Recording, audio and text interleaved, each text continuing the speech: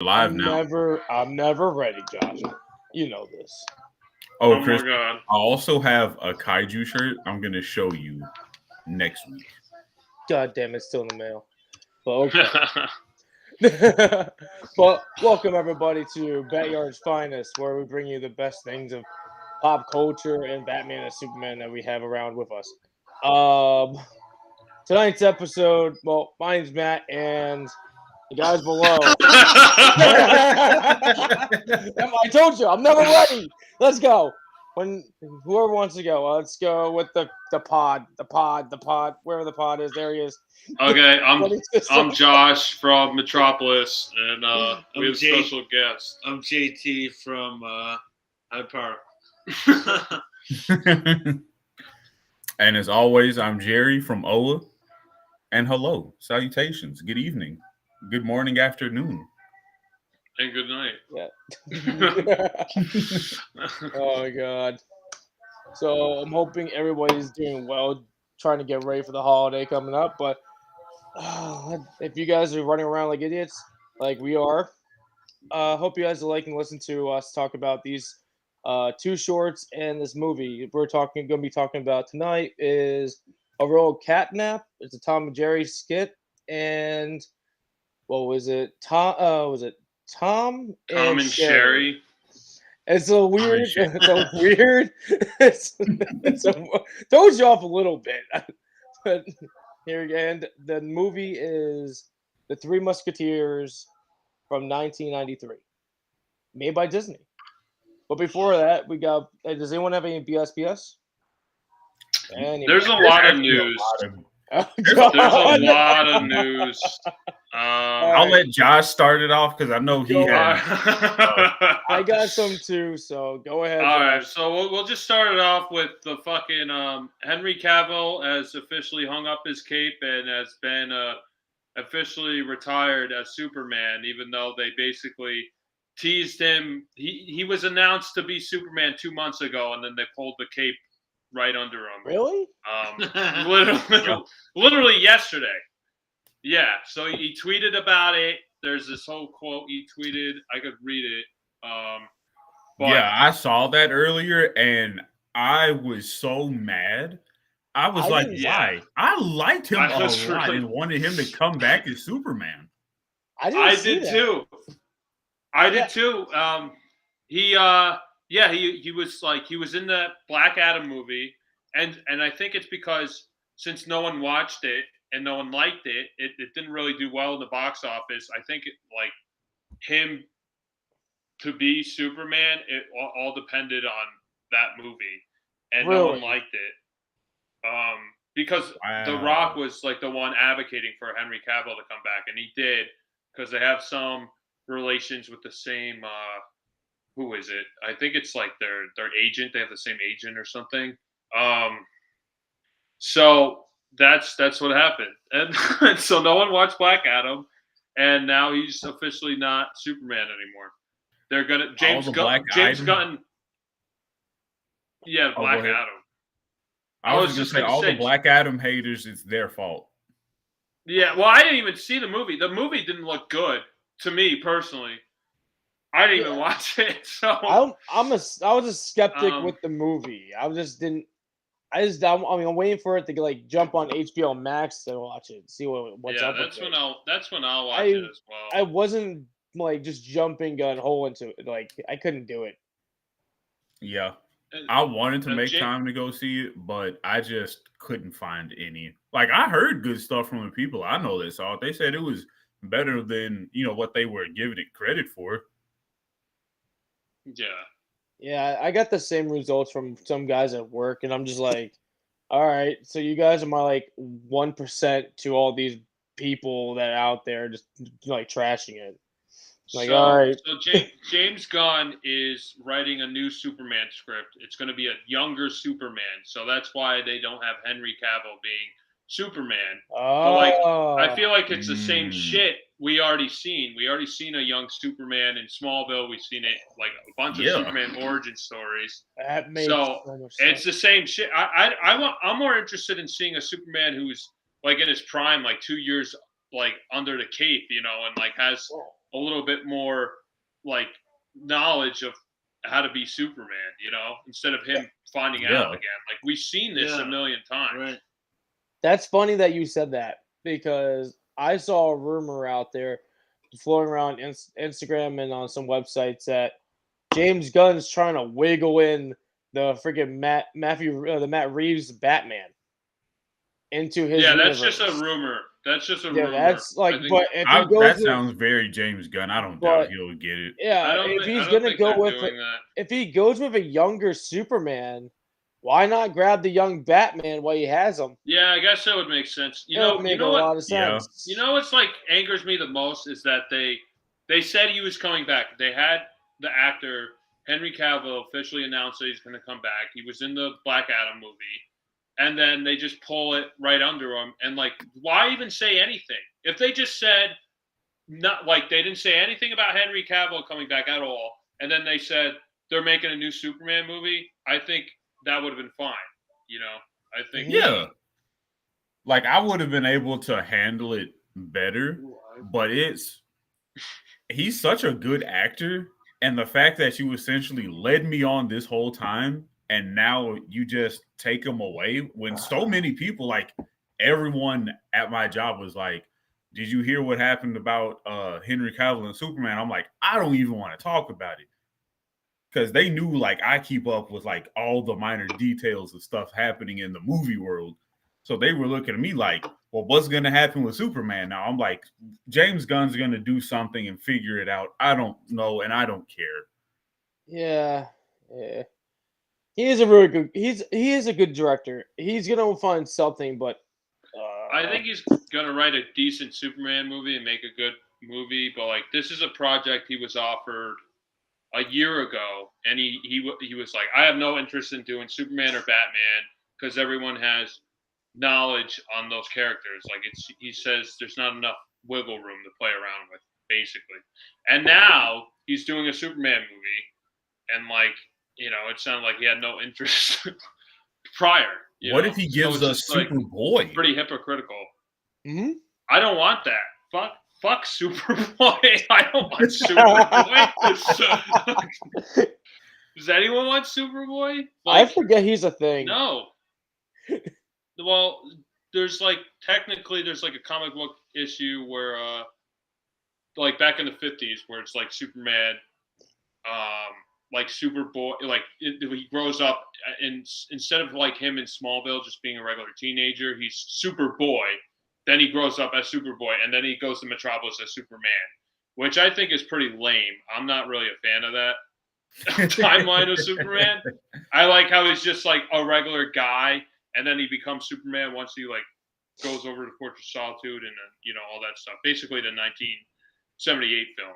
Like that's like the timeline I like. But no, I don't think they're gonna do Superboy. I think they're gonna do a super young Superman.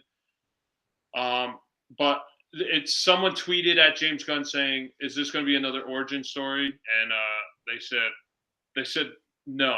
He said no, it's not gonna be an origin story. So if it's gonna be young Superman, it has to be. You have anything to add? God, it has to be. I think he's lying. I think he's lying. It's gonna be another origin story. I feel like. I think he's lying.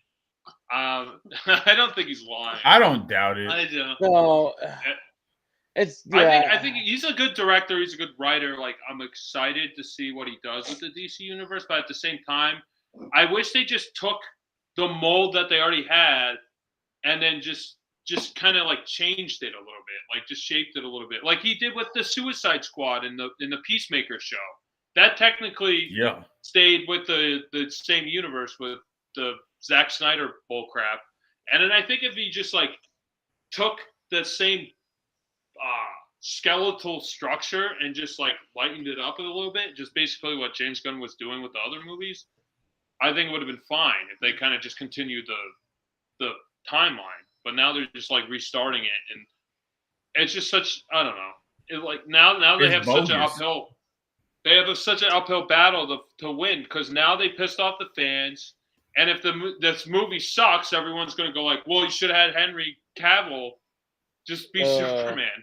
I don't even know who plays Superman now. It's really funny don't know. you say that because I don't know if you guys no. are familiar with him, but his I think his name's like Charlie. He issued like a $10,000 challenge on Twitch to anybody who could beat the Halo 2 campaign in one go. It was a really insane challenge. But he tweeted out saying that, you know, he was sad that they let Henry Cavill go, but he's excited to play the new Superman. And I'm like, you know what? Wait, I know this is a joke. I'll try to find a picture of him real quick. But I'm like, this is. Let me see here. I'm just like, I know this is a joke, but this is not the time to joke about it. No, definitely not now. He hit the this TC guy button. What? Let me. At some point, it will pop up. Oh, I see it. Okay, it's coming up. 2, 1. It's blue. It's a blue guy. Wait, yeah, I don't know. Woman group. Wait, I've never done this before, so I don't know. Are you on There we go. It's This dude. Oh, there it is. I see it. Oh no! Oh, this Penguin not Zero that guy. He would be a No. terrible This fucking dude. Superman. He's gonna be Superman? No, he's not. No. He's not, but I was like, No. this is such a terrible This joke. would be People terrible. are gonna believe it. Oh my god, this would be He awful. looks like he. It's gonna be him. If Yeah. this was legit and they did try to plug there's this, no I think way. I would actually kill myself. like it. A joke should only go so far after you've already been let down. All right, this is the end of the I'm podcast. kind on of there that with call. you, man. That would be fucking terrible. I don't know. Yeah. On on other I think news, the last thing I want to say about Henry Cavill is I think he was just in bad movies with bad scripts, and he would have been a great Superman if he had a good script and a good story. And he quit The Witcher to be in Superman, so they fucked him. They fucked him over. So now he has no Witcher. Now he has nothing. He was like, yeah, I'm gonna be Superman. And I just watched a few episodes of The Witcher. I'm like, he left Witcher for this crap? This is like if he said he's done acting, I would not blame him. Like this is the worst like screw I've ever seen somebody get thrown. I wouldn't be surprised if he's done with Warner Brothers and just leaves and goes to Marvel and goes to Disney. Because now, if I was Disney executive, I'd go like, oh, fucking they covered Superman. Let's hire him to be, I don't know, whatever bullshit, whatever Marvel character he could play. I don't know. You guys he could play any of them and it'd be fucking good. Yeah, he could be anyone. But yeah, that sucks, you know? Because they basically DC took James Gunn so they could go and do the same thing and go like, oh, well, we'll just take Superman. You know, that's what I would do. Yeah, take their big money maker. Exactly. Because that was the actor everyone likes and everyone advocated for. And it's not like he's just has Superman fans. He has like Witcher fans. He has like a fan base outside of him playing Superman, you know? Like he's a good actor. Yeah. That's what I got to say about that. And so who knows? Oh, yeah. Well, let me continue with the DC news since we're on a tangent. Fucking Patty Jenkins is not going to direct Wonder Woman 3 anymore, so no one knows what's going on with that anymore. If they're going to have a Wonder Woman 3, apparently she quit. She left the project on her own whim because she didn't agree with like what James Gunn's vision was. She had like a specific story. I guess she wanted to bring Steve Trevor back a third time, and everyone was saying that's a bad idea. And then she didn't like that they said that. She couldn't take the truth. You can't bring back a man 3 times. You can't do this. That's like watching Uncle Ben die for the 6th time. You're either gonna stop it or you're gonna kill Aunt May. Yeah, exactly. So wait, no, Jerry. I think you would be there. She's trying to outdo Goku for freaking Chris. Oh God. Oh man. So that's what's happening with that. So DC doesn't know what they're doing. They don't know if they're going to have. We don't. Well, we don't have Henry Cavill. We might not have Gal Gadot anymore. But if they do keep Gal Gadot, then they're hypocrites. Then they're fucking assholes because they're keeping some of that old cast, but not like the Superman that started it all. So like, true. Whatever they do, they're fucked. They're assholes. Who knows what's going to happen to Aquaman? Who knows what's going to happen to Shazam? Aquaman's in some shit right now. Right, yeah, definitely some shit because the guy that's running WB now, he watched Aquaman and he already told them this is trash. Second one? Yeah, he already watched the second one. He said this is trash. Your reshoots are garbage. I want you to reshoot again because we're already in the hole. We're trying to make money off of this, including you. Still have Amber Heard in this movie, and she just lost a giant court case, and there's a bunch of Johnny fans. No, and there's a bunch of Johnny fans, and they find out that she's still in this. You're fucked. So now they should hire Johnny Depp to play.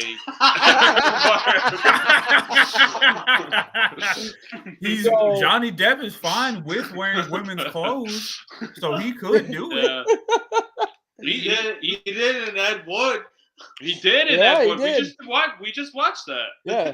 Good tie-in. So the CEO, WB at the moment, like he's laying down the hammer on a lot of things. He hasn't touched the Flash. Supposedly, rumors had it that he supposedly closed the case on Wonder Woman 3. That he's not going to do that. That's one rumor. He said that's no longer. He just wants to continue on with the James Gunn shit and just start fresh. So the rumor, they don't know what's going to happen with Wonder Woman 3. It's still might happen. It's probably going to get canceled, honestly. It's going to get canceled at this point. That's where I like Gal Gadot as Wonder Woman. I liked Henry Cavill as Superman. Yeah. They just had shitty. If we could just get Christian Bale back as Batman, we'd have a great Justice League cast. That would be pretty cool. Yeah, we don't. Imagine. But now it's like, and plus they had a Batman Beyond movie that they were going to make, and then they canceled that. Michael Keaton was going to be Batman. It's the perfect time to do it before he dies. This would have been the time to do it. Why did they cancel? So they canceled it. I don't know because this whole James Gunn, this whole James Gunn brigade or whatever is like taking over everything. So like even the good ideas that I was excited for are like getting shit canned. So like Batman Beyond, a Man of Steel 2. Oh my God. DC is jumping too hard on James Gunn, expecting him to get them out of the hole that they've been in. Like, if they had a Batman Beyond movie, not even a movie, but a trilogy come out, I would see that Michael in fucking Keaton. IMAX every time. That would be amazing. Especially Michael Keaton. Batman Beyond was my favorite cartoon of Batman. And now you're just canceling it. Oh my God. Yep. Especially with Michael Keaton. And Michael Keaton was in that Batgirl movie, which was basically completely finished. And they have a full movie that they shelved. And I guess they're going to write it off for taxes. I have a feeling that it will resurface at some point. Like I think it will too. I think they will resurface at some point. It'll be on the black market somewhere.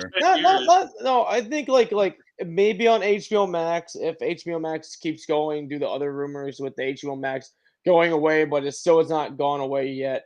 But I think they're just gonna try to do this. I think they're just trying to clean up house a little bit, make their money back that they're supposedly losing from everything.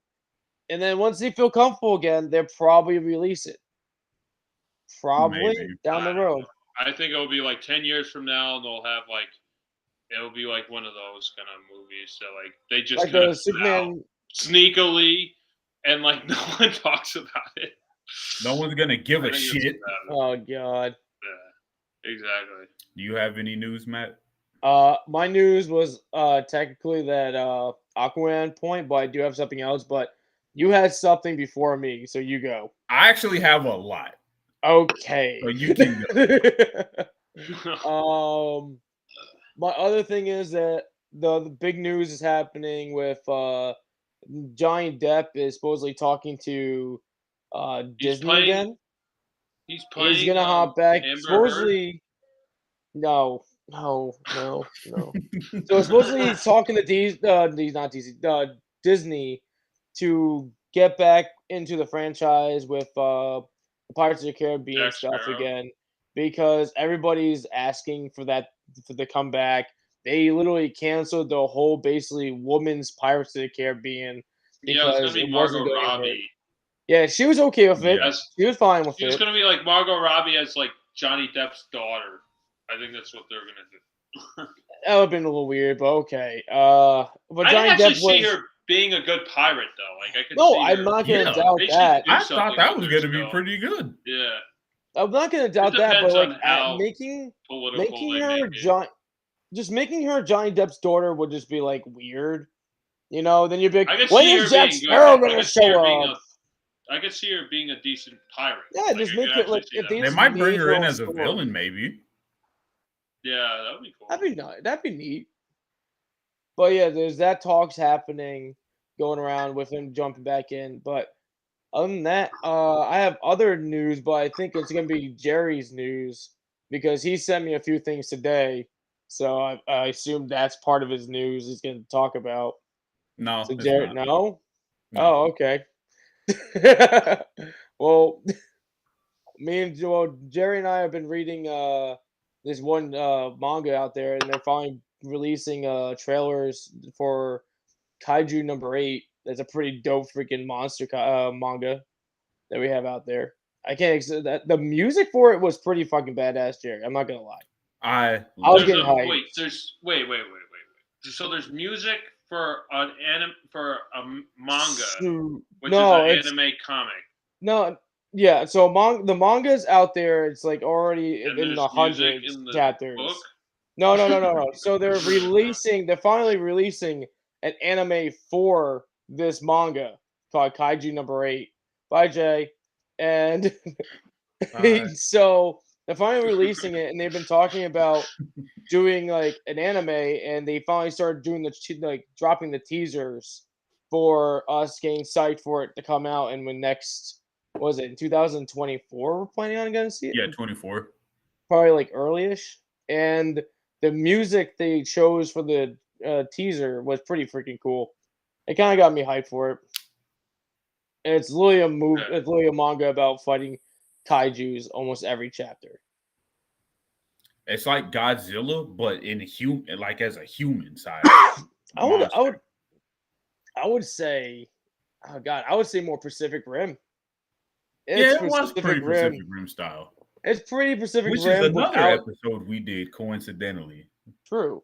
Oh yeah, that was a little bit ago. Yeah, but instead of having robots, they all have modified weapons and special human-sized suits that they wear that are infused with certain kaijus like DNA strands, or they get implanted something from like the kaiju. Like one guy has like his eyes are modified to be just like this one kaiju numbered 2, and he can just like obliterate shit with them. Like I think he increases his like speed and shit. Yeah. His shits are speedier? Yes. But other than that news, Jerry, go ahead. So this is not pop culture news. This is something like I did on like my own free time. I went to a hockey game that we had down here, and I got a free puck. Nice. That's cool. How did you get that? I bought a hat, and they were giving out free pucks. I was like, sure, why not? I haven't been to a hockey game in like, God, I think 15 years. It's been a long time. And it was a good game. Yeah, we started off strong. We fucking scored a goal the first minute and a half, and everybody's going crazy. I'm like, oh fuck yeah, this is real sports here. Like you see dudes just slamming into the the safety glass and everything. They're just going like at each other trying to get these goals. And then we did end up fucking losing, but the team we played was really good, so I'm not too upset about it. But that was something fun to do. If you ever come to Nashville, definitely go to a Preds game because the insults are very personalized. Like it was the second time we scored, we started saying like you suck, but we inserted like the enemy team's players' names, and it's like it's all your fault. It's all your fault. Targeting. Get off the court. You're targeting. We bullied them to death. You were targeting them. But in my mainstream news, so Sam Raimi is producing a new project coming out. I think March 7th. I know what you're talking about. Watch it. It's called 65. The movie's called 65. It is dinosaurs in the future, but it looks like they're on a rogue planet or some kind. It has Adam Driver. I think he's all right. I'm glad to see him in something. Directing it, or is he producing? I think he's just producing. He's just producing. They literally say in the trailer. No, it's going to be like your fucking shitty. No. Time out. That's going to suck. Time out. At least we get to see that it's stated that he's a producer instead of it being like announced that he is directing this movie. Because in one, I believe in one the trailer, they say it was directing. He's a producer. He's a producer. Sam Raimi. This literally says Sam Raimi is producing this movie. This is produced under Sam Raimi. They mentioned that like 3 times in that trailer. Making sure people don't like say Sam Raimi made a piece of shit. Or like, Sam Raimi did great. No, but I'm not gonna lie, that trailer looks pretty fucking great. It looks pretty solid. It's like Jurassic Park in 3033. It kind of gives me Turok feel because they dropped the Turok game on like 360 like years ago. Like damn, back in like middle high school time. I think it was like 2008, and it was them with 3D like future like styled weapons and shit, just like how he was. And like just running around in this like area that they like made a colony on, like this random planet, and this dinosaurs are still roaming, and they're just taking in like the area. So that's like I just wanted to call it Turok now. That's what I might mess around and call it. Let me see what else. I also have some anime and manga news of my own that I didn't tell Crispy for this reason. You evil man. So Crispy, and everyone, Crispy knows I'm a big JoJo's Bizarre Adventure fan. We got more news? The next installment to the series, Part 9, is going to start serialization in the Japanese comic form, February 17th. So, Crispy, get ready to hear that for like a week straight and during the whole month of February. Wait, hold on. Time out. I'm going to hear you speaking Japanese, or you just tell me news of the new once it's in English. News of the new JoJo. Oh, okay. All right. Let's see what else. I had some other comic book news, but I can't find my sticky note on it because it was something really cool. Is this still called JoJo Land or something like that? Yeah, it's still called JoJo Land. Okay. Let me think. I have 2 things, but that's it. What? Go ahead, Jerry. What else? I have 2 more things. They're like all right.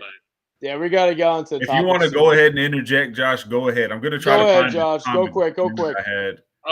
You got this. So the Indiana Jones trailer came out, and it's called The Dial of Destiny, which is the worst title ever. Title sounds really bad. I don't know if you guys saw the trailer. Who's in it? I did not see it. Jones. Harrison Ford? Yeah, they de-aged Harrison Ford. What? Apparently, they did. They did de-age him for. Yeah. Apparently, it's going to be time travel. That's a rumor I heard. No more. It sounds like shit. Insane. Yeah. It sounds nuts. So they did find the Millennium Falcon. They found the Millennium. I can't believe it's going to be great. And they're gonna. Apparently, the rumor is they're gonna replace Indiana Jones with this girl, right? That they're showcasing in the movie. Yep. They're gonna kill Indiana Jones apparently, and they're gonna make it. They're gonna replace him with this girl. But then, say they make another movie with the girl. What do you call it? You can't call it Indiana Jones. Because it's Indiana Jones. They're gonna call her Indian. No, Jerry, no. Yeah, something terrible. Nancy Drew. It's Nancy Drew. We got this. Nancy Drew's up in this bitch. The trailer actually didn't look that bad, but they know how to make good trailers nowadays. They can reel you in. I don't know. The trailer didn't look terrible. I don't know. They can. I wasn't sold on this one as much as the Beast. I thought the trailer was okay. The one joke I actually liked when they're all this old man Indiana Jones at this part in the movie. They're all the thugs are like pointing the guns directly at him. He like has his whip, and they all like pull their guns out, and then he just like ducks, and they shoot him up. I thought that was kind of cool, but that was about it. I like the part where the old man gets shot. Yeah, it was like a good gag. You know, it was a decent gag. That's what I'm saying. But like, they killed him. No, they try to. They did. Like, he pulls out his whip and he's like about to like whip these people during a card game, and they all pull out like their Tommy guns and shit. And he's like, "Oh fuck, you have Tommy guns?" Yeah, it's like, I don't know. Jay, it's like, the beginning. Whatever. Jay, it happens in the beginning. He dies in the beginning. That's why there's time travel. She goes back in time to save him. He dies in the trailer. Like, I don't know why they would show that. Is he really dead though? It's Indiana Jones. They might bring in the aliens that's the time travel thing. Yeah. The time travel thing is her going back. Travel. She shoots them before they shoot him, and she takes them away. Jay, what do you think of this? It sounds batshit crazy. It is batshit crazy. I'm not gonna lie. I like the new Transformers trailer. Oh, I didn't even watch that. I know you guys sent me that, but I don't really care about Transformers, so you guys can talk. You would probably it looks pretty solid. You would probably appreciate this one more because of the direction they're going. Is they're downsizing the Transformers more to their original forms. The Beast. Marky Mark in it. No. Good. We deleted him. Good. And he's done. What about Shia? He's dead. He's been deleted. He's dead. Is he actually dead? He's dead in the movies. They announced it in 4. Oh, I didn't know that. Huh. I forgot. I literally forgot that was a thing.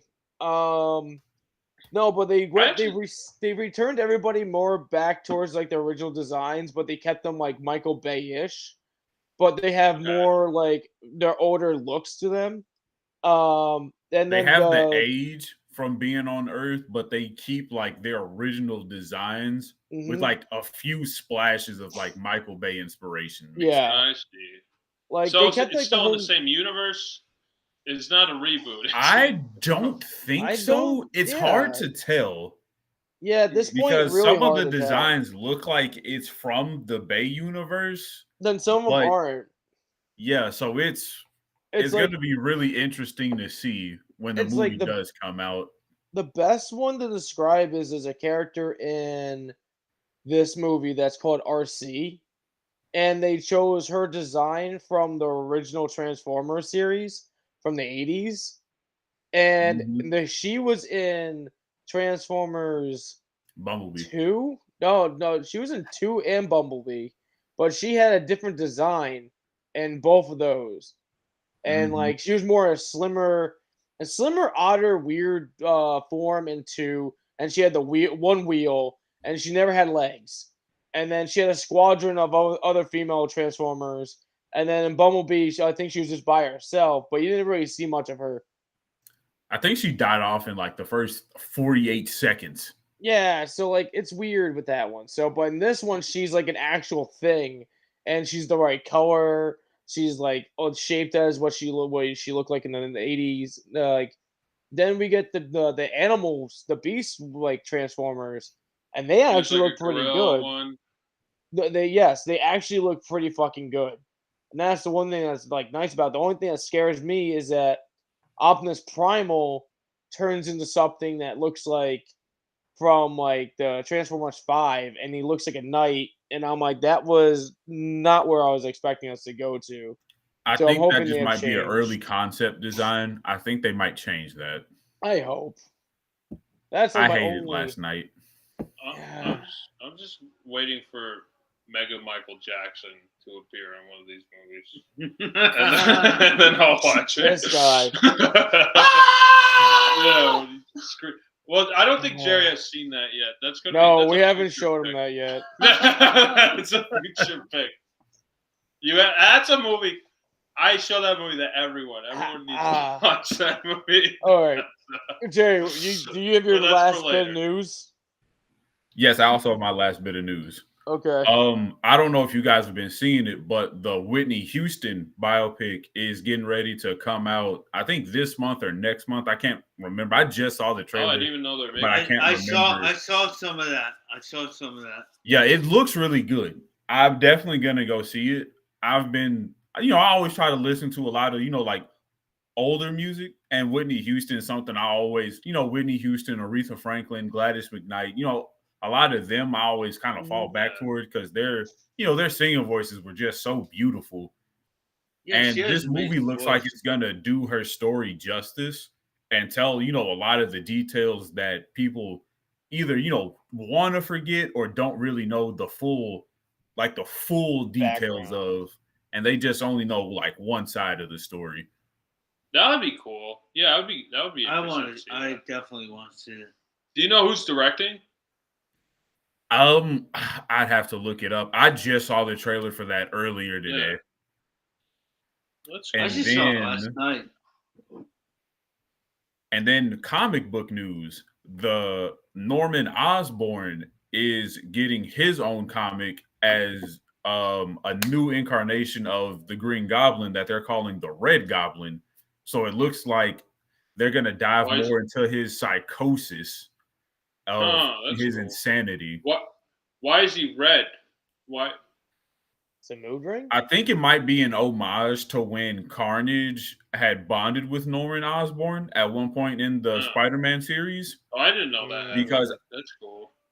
I try to look up different, storylines and things like, I might decide to, get this one digital whenever it goes on sale sometime because it looked pretty interesting. And when Norman Osborn bonded with Carnage, that was the most terrifying thing I have ever witnessed. And I hope that they kind of stick true to some of the things he did, because he basically painted New York red and told Peter Parker, I know who you are. I can kill you at any time and your loved ones. If you continue to be Spider-Man, the city will essentially be a mass genocide, and it'll be your fault because there's nothing you can do to stop me. Was that in the comics? Yeah, I'm paraphrasing, but it was, a lot to that effect. God. And that's pretty cool. Sure enough, like the series ended with Spider-Man, Peter Parker hanging up the suit on a pole and it's just flapping in the wind. That's fucked. I think I might pick up this series. I enjoy Norman Osborn as a villain. Green Goblin is definitely one of my favorite Spider-Man villains. So I'm curious to see how they have him take a new route as a Red Goblin. I think it might be more of I think it might turn into a kind of a multiple personality villain type deal. But I'm not sure just yet. But that'd definitely looking forward to that. The way he turns into the Red Goblin, he like pummels some guy and just gets blood all over his costume. He's like, I'm red now. I'm fucking crazy. I him doing that. Didn't that happen to the Joker one time? Like he beat a dude to death, and then his hands were bloody, and then that's how he did the smile and the slick back hair. Yeah, they did something like that. They did do something like that. I think it was what was it? But All-Star Batman, which is I think it might have been that one. But that was a terrible Batman comic book. Was it? but I just remember that like one scene where he's just. Yeah, I remember. I don't know if it's All-Star, but I remember something similar like that. I know what you're talking about though. I'm just saying, like, don't read All-Star Batman. It's terrible. That one's bad. I know we're trying to wrap up the BS, but the funny thing is, like, there's a lot of news. I know, but the funny thing is, I said I have a lot this time. I know. The funny thing is that you brought that up, and I was just watching something on like YouTube. It was like one of their quick little reels they have on there. They're discussing like there's a one Batman ish like a series that's like definitely like Batman's dead or something like that. And the Joker is actually Alfred the whole fucking time. And they do like this whole labyrinth thing that he just like notice like how none of like Batman's like enemies were good enough to satisfy Bruce Wayne's like vengeance. So he decided to make the persona of Joker and just do all this crazy shit and just keep going until Batman fucking dies. I think he dies due to Joker. And I don't know how. I remember that, yeah. And I'm just like watch this video. I'm like, when did this fucking happen? Because I actually have to read this one. Because this is nuts. The same thing. It's the same thing I think you're talking about. It's like Alfred just becomes Batman's villain just to give him a distraction. Yes. Kind of yes. Because he's like trying to take care of him. He's like, all right, if you're gonna be Batman, I'll give you something to fight so you don't die. But like that comic book's weird because it's a bunch of different scenarios on how Batman dies, and it's like everyone goes to Batman's funeral and they re-encounter how he died. Like Superman has a story he tells, like, oh, this is what happened to Bruce and blah blah blah. And then Alfred has a story, and that's Alfred's story. Like everyone has a different perspective. It's a weird book. I remember when I read it. It works. Yeah, I remember when I read it. I probably would appreciate it now on a second reading, knowing what it is. But I remember when I first read it, I thought it was going to be like more exact and precise, like what actually happened. But it starts off with this one night, and it just moves onward. Yeah, well, it's everyone just going to his funeral and telling different stories, and each story is something else. Well, I mean, so, like that's you don't even how get the definitive answer. That's which what I mean. Kind of annoyed me, but I was like 15. Yeah, but like I was like I said, like you were thinking like it was gonna be like here's the storyline, then it ends with him dying, or like they start off with the funeral, everyone's mourning it, then they're like, how did he die? And they jump into the fucking night that he like everything started. Exactly. This went re-encounter that, but like okay, like everyone telling different stories, which I don't know. It's an interesting idea. I wasn't too into it. That's kind of interesting. If every issue's a different. If every issue is like a different scenario and everything, that's kind of like interesting because what's the cover for each of those issues? Is it like Superman's on one? I remember it was just one. I don't know. I had it in one solid book, so I don't know. Okay. I don't know. Oh, you had it in like the thick format where all the volumes are compressed into one. Yeah. I don't know if it was produced like that or if they had issues. I couldn't tell you. I'm not sure. I have to look into it. But does anyone else have?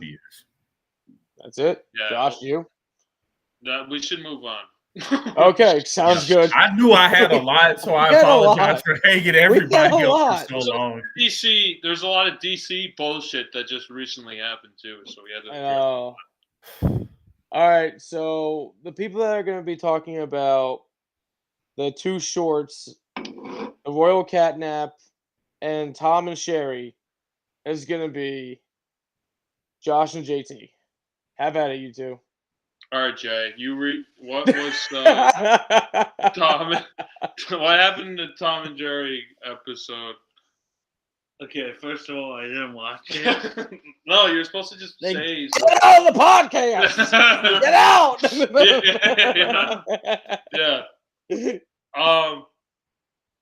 Yeah. Well, Jay's gonna officially join us for the next episode. That's awesome. That he already forgot. But anyway, that's fine. We're all gonna find out at the end. What happened? I don't even remember. I kind of combined both of these into one thing, so like I'm kind of like fuzzy on both of them. There was one. I think the first one is Tom is I guess he's like a musketeer of the king who's sleeping in a bed, and he's just trying to get some shut eye. And there's these mice trying to eat his cheese, and Tom is called in to fend off the mice, so he goes to sleep. And so he's just combating Nibbles and Jerry. So there's that one. That's the first one. And then the second one is it Cherie, I guess? Because I'm used to that character being Nibbles in like regular commentary. I think they're talking about Cherie being the female mouse that Nibbles is going out to hand off the letter because it's Tom and Cherie. A lot more sense. I get it now. Okay, so Nibbles is Jerry's nephew, who is sent off by Jerry, who's infatuated with Cherie, this lovely mouse, and he sends off Nibbles to retrieve letters between these two houses from Jerry to Cherie. So Cherie, so they could exchange their love and affection through note writing, and Tom just wants to fight and on God every time he gets out of the mouse hole. I think I like this one better because it seemed like it had more of an arc than the first one.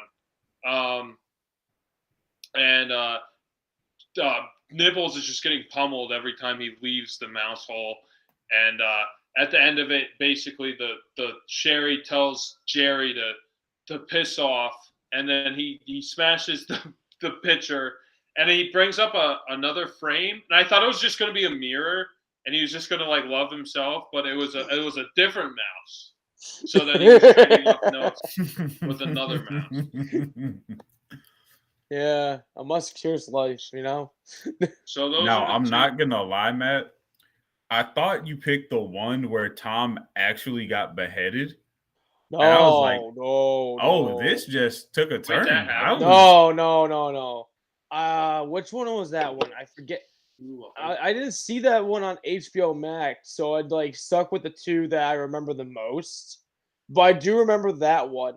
But there's a fun thing I found out earlier today about this little series of the Musketeers.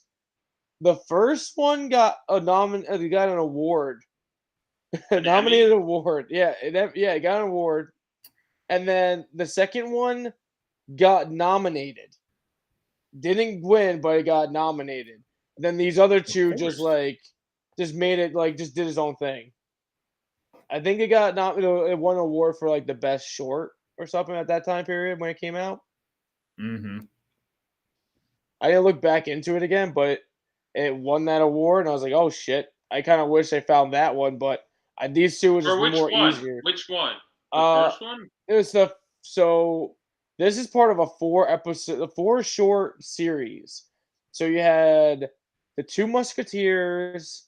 I can't recall the second one. Then you had Tom and Cherie. Then you had the Royal Catnap. Oh, it's really weird. It's out of place. We only watched the two last ones. I know it is out of order actually on HBO Max. I think I remember a different episode. It was like when they're musketeers. I remember. Yeah, I remember. I do remember. And they're running in a barrel or something. I remember Jerry's episode that he was talking about with Tom being beheaded. I do remember that one, but I couldn't find it on I didn't see it on HBO Max. I feel like their selection was pretty short on HBO Max.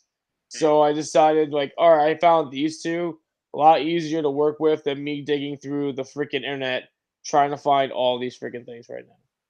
So, well, I actually enjoy these two a lot. So I love these episodes. I love them a lot. Have you seen these two before? I haven't seen these two.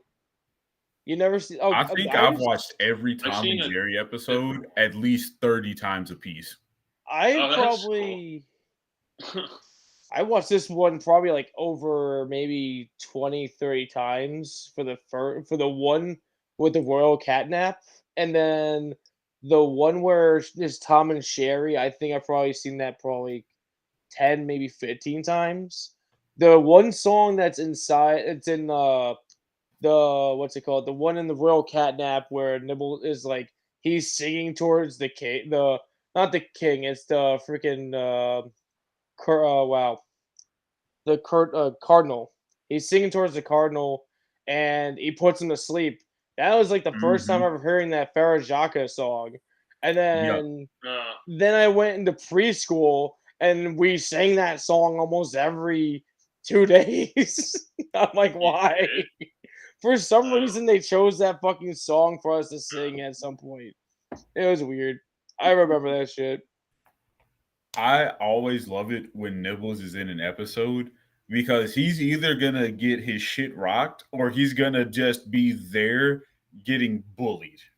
Yeah, and that's I like Three Musketeers. He definitely, especially in Tom and Cherie, Tom was like on guard, and he basically used his rapier as a hammer and just flung them all over the place. It was like, yeah, you want to deliver this letter to the little mouse, you're gonna have to work for it. Yeah, I just loved when he walked out there during the freaking Tom and Cherie one. He's just in the helmet. And he's just walking, and Tom's just looking at him in the helmet. Minding his business. Yeah. And Tom's like, "Fuck that!" And just like he's like, "Oh!" And he starts to swing his arm like this, and just wailing it back and forth. He's not even making contact. And bless you. Thank you. Bless you. He's not even making contact, and he's walking backwards. Or when you put the hat out the freaking door, and he gets cut up. Yeah, I think the second Josh had more going on than the first one. Wait, go ahead, Jerry. Oh no, I was just gonna say exactly what you said, like how Josh said that this Tom and Cherie had so much going on. Oh yeah, because you see Nibbles like studying the musketeer handbook. A musketeer is brave. A musketeer is, I guess, obedient. I don't know any French except for. I don't either. Yeah, when they're writing on the letter. I didn't know what it said because it was all in French, and like most of what Nibbles was saying was in French. So I guess that was, kind of neat that they're showcasing like another culture and they're actually like kind of sticking with the language. I was like, oh, that's kind of neat. There's no subtitles, so like you got to speak the language and read it to know what to get the whole joke. So and then at the end of Tom and Cherie. When Nibbles is like, on guard, on guard, on guard, patooey. And then he's just walking off in a huff like, all right, I've dealt with you long enough. Go deal with somebody else. I got to go deal with this love-struck captain of mine who just – that's another thing too. Jerry was an absolute player because he was like, all right, this one shot me down. Let's move on to the next. I bet his whole desk was full of picture frames. I would just probably has maybe high class like French women or maybe prostitutes. I don't know. They just lived down the street. No. And then I remember Royal Catnap so vividly because I always, when Tom would get hurt, he's like, and then he's just scurrying out of the castle all the way down the road. And just screams his head off. I'm like, you could just do that in the hallway? No. Because at the end, they all pull out their rapiers and they're just true. having at each other, fencing. True. The part I remember in the Royal Catnap the most is when Neville he flings the grape, and the grape lands in the cardinal's mouth, and he starts choking. Yeah, he starts choking on it, and Jerry's like, "All right, you're gonna eat this bitch," and it just goes down this gullet, and he goes back to normal. Yeah, and then he's like, I'm like, that is so unrealistic because there's so many things that go into choking while you're asleep. Yes. Like, number one, he should have been freaking the hell out. The second he even felt something like touch his, especially the upper part of your forehead and nose, I'm like, this dude should have been like, okay, obviously we have a mouse problem, so I'm going to go somewhere else that doesn't have food to get away from these fucking mice. Or just move the food at least, Yeah. And that's his quarters. Yeah, it's literally right next to his bed. Yeah. And goddamn. And Then you got the other part where it's with like Jerry's running around in a suit of armor puppet they made up, and I'm Yes. like, I don't give a fuck what those corks in that guy's ears aren't gonna take the sound of heavy metal stomping. I have fucking foam earplugs and the fucking hospital right down the street from me. I can still hear that goddamn ambulance siren going in the middle of the fucking night. I'm like, why? Damn life alert. Damn life alert. Oh god. Tom and Jerry. There's so many good Tom and I'm not gonna lie. There's so many good Tom and Jerry's.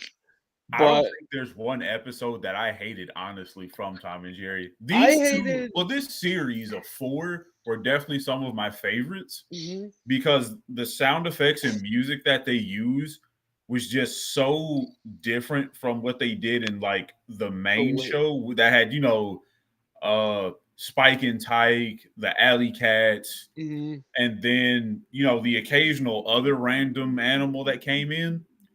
Like, you could tell, like, oh, they actually have a small French ensemble playing some of the music here, which is really nice. And the sound effects always get me. Because whenever Nibbles and Jerry just move, it's like it's such a like high pitch. And then whenever Tom does it, it's still a high pitch, but just in a lower tone. And I'm like, this is so fucking ridiculous. I love all of it. Oh god, it's just like these are the good ones. Like I enjoy like once they made them like able to talk and it kind of started pissing me off more. It was like later. That was later. They did that in that like '90s shitty movie. Yeah, they did that in that '90s terrible movie that we should probably talk about at some point because it's so terrible. That we need to talk about. Josh, do we have to? I vote for forgetting about it. I'll hold off on that one. I'm voting on holding off. I might pick it at some point. Please don't. The curveball. Josh is falling doing the curveball. He's falling back at us. I'm saving that one. God. In my back pocket.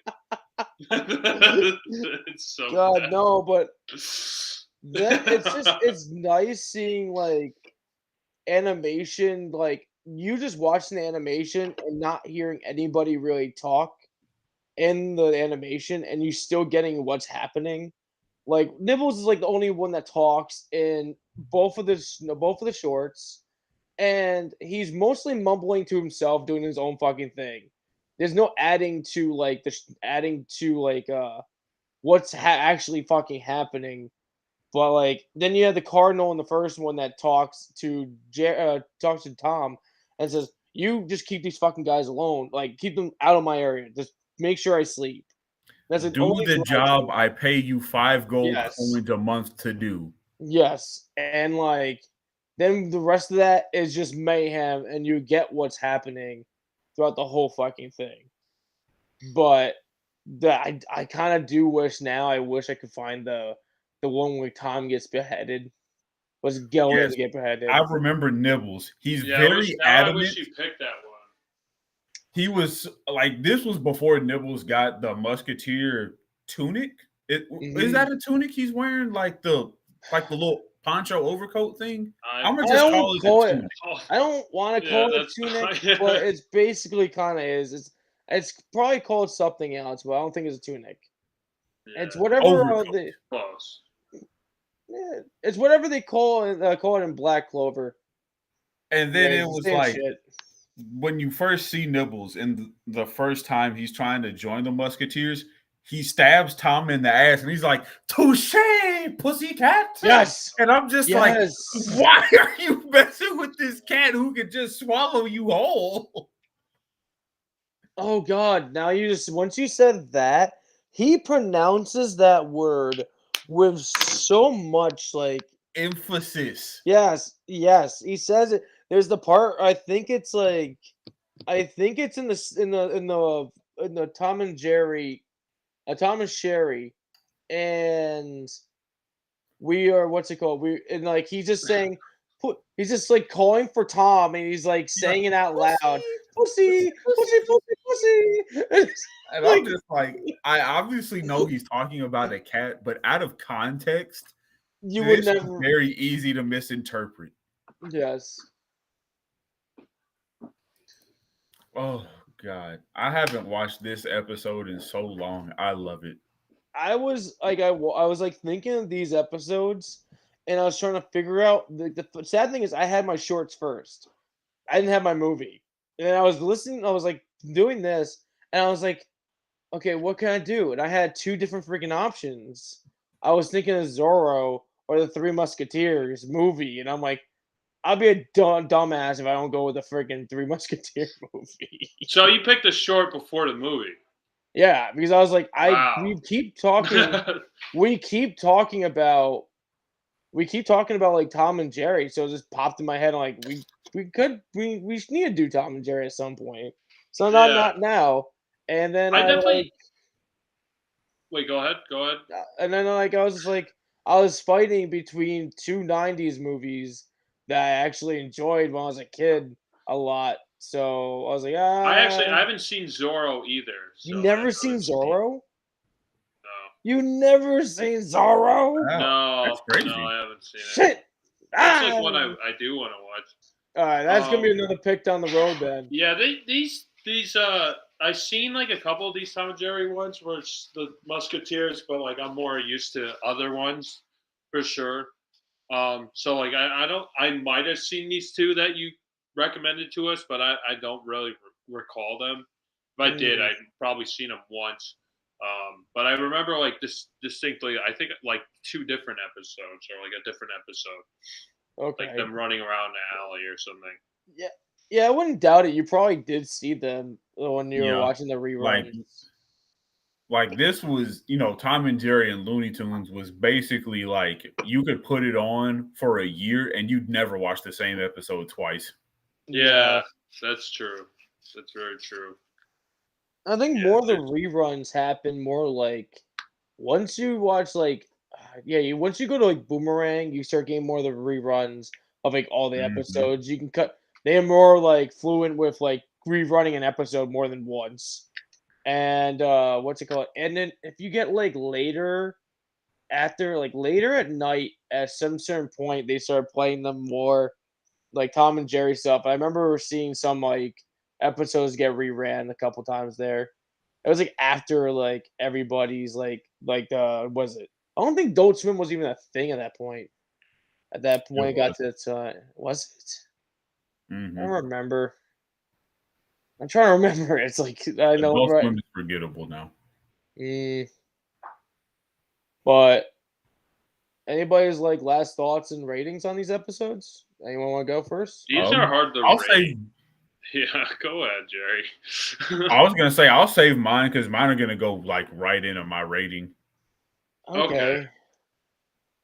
Josh, you want to go? I can go. I'll go first. I can go. It's gonna hurt you. This is Go ahead. I like rewatching these episodes in particular. I forgot how much I fell in love with Tom and Jerry.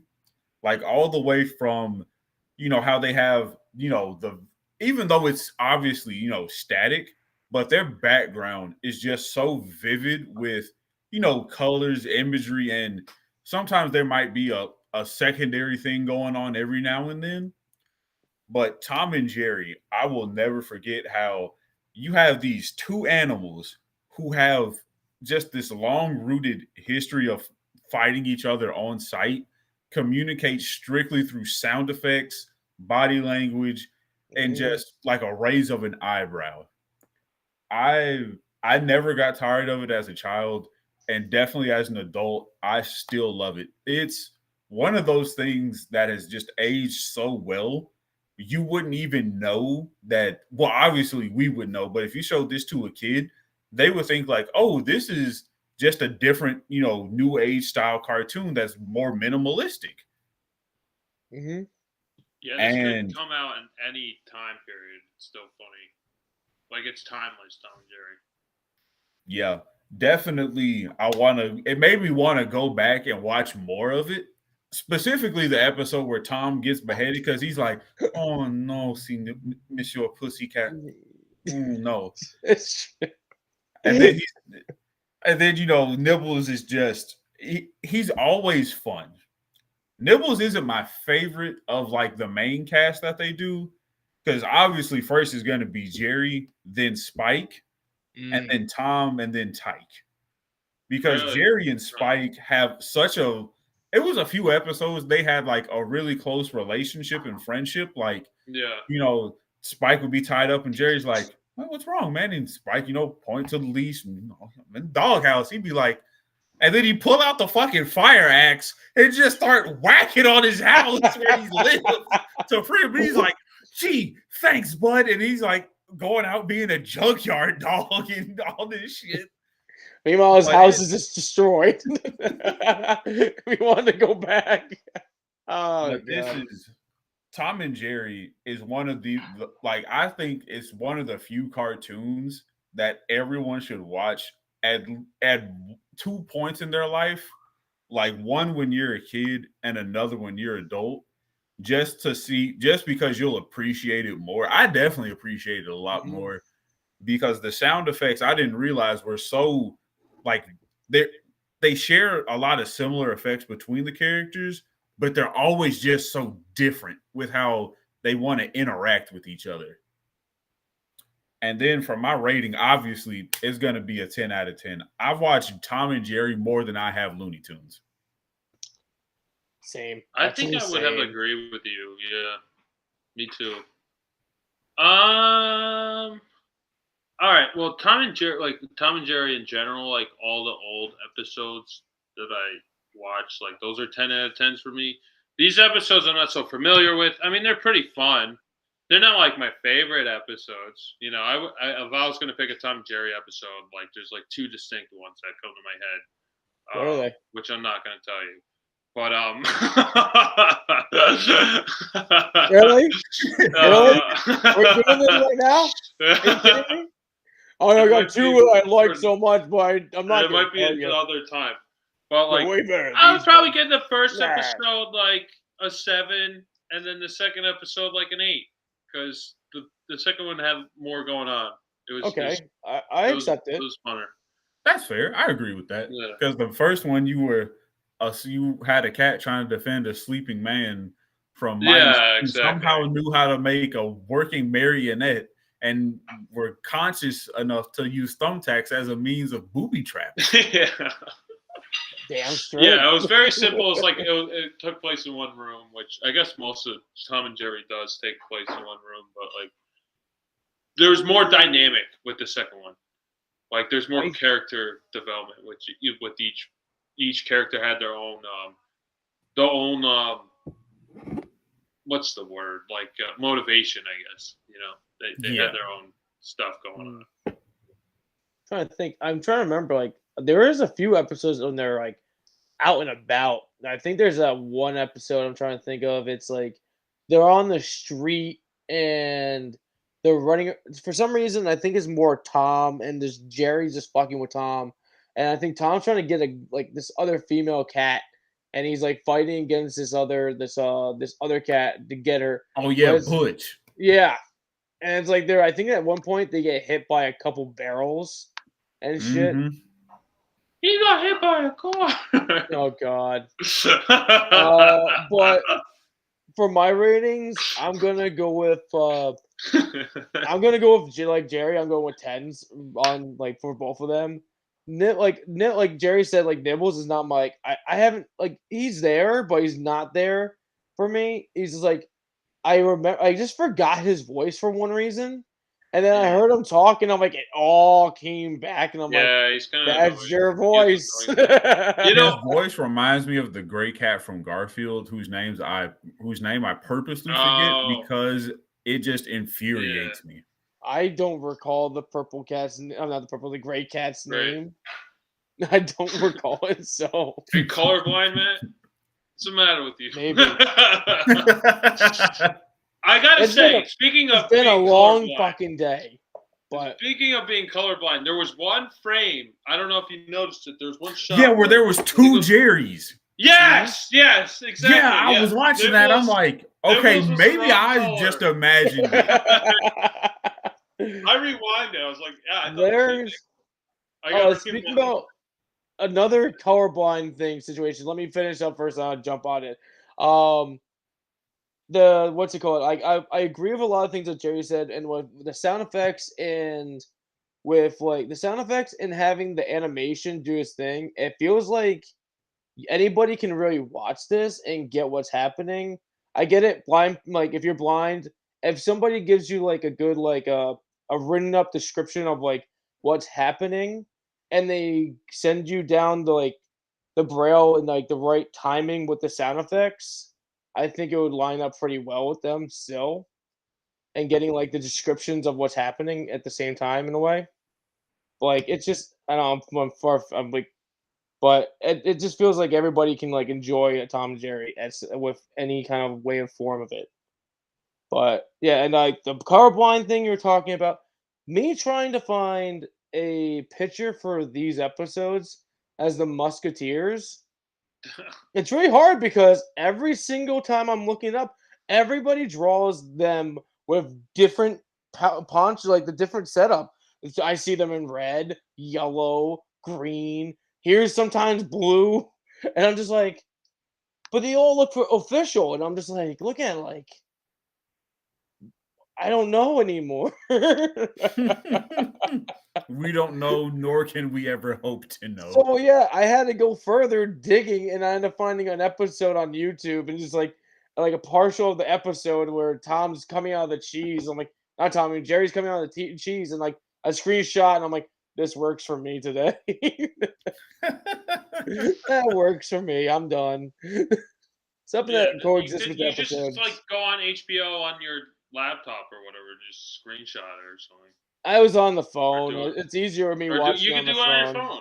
No, it doesn't let you screenshot. You can't do that. It blacks out the screen. You can't? Nope. It blacks out the screen. Are you lying? I'm not lying. Are you lying? HBO is very serious about their anti-theft settings. Yeah, Netflix does it. I think Hulu does it. Amazon does it. HBO Max does it. One of the fun anime websites we use is Funimation. They do that, but the only one that doesn't do it is Crunchyroll. Mm-hmm. Good thing Crunchyroll. But anywho, that was our two shorts for this episode, and now for the main event. Jerry, take it away. Before we get into the main event, quick question. Yes. Did you watch the right one? Do you feel like Jerry and Nibbles could fight Mickey Mouse, Donald, and Goofy, Three Musketeers? Well, who's the third one? So would Tom be on their team? Tom would be on their team. Okay. Yeah, fuck. Yeah. I think because Mickey Mouse and them are too prissy and too cutesy. So Tom and Jerry aren't afraid to stab each other and like cut each other up and bang each other with a mallet. The only way they're gonna lose if these three somehow they lose is if somebody fucks up and hits one the other and says, "You goddamn it, we're on a team," and they starts wailing on each other because they think they're betraying each other because Mickey Mouse moved on Jerry and he stabs Tom in the ass and then shit hits the fan. That's the only way they're gonna lose. But I would say, they'll probably win. They'll probably win because their tactics is so mayhem and chaotic that it would work out better. Including, they don't have Sora to help them at all from freaking Kingdom Hearts. I was just curious because when you said this, I immediately thought of, we're gonna watch, the Mickey Mouse Three Musketeers movie. I actually have seen that like when it first came out. Yeah, I haven't seen that in forever. I forgot that was a thing too. I think that came out like 2006, 5. Yeah, It was the early 2000s. Yeah, it wasn't like 3D animated too. No, it was 2D. I don't remember. Whatever. Screw it. It's fun. I want to go back to just before we end this segment. Like, I think it's funny that your favorite character is Jerry, because my favorite. Well, you're Jerry, so Jerry's favorite character is Jerry. All right, now I just figured it out.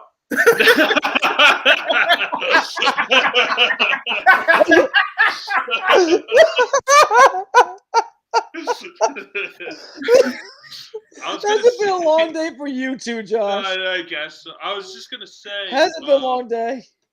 I was gonna say I like Tom better because I think he's funnier because like he's the one who gets like hit and like mostly he gets his comeuppance and he gets the aftershock of Jerry's mischievous nature.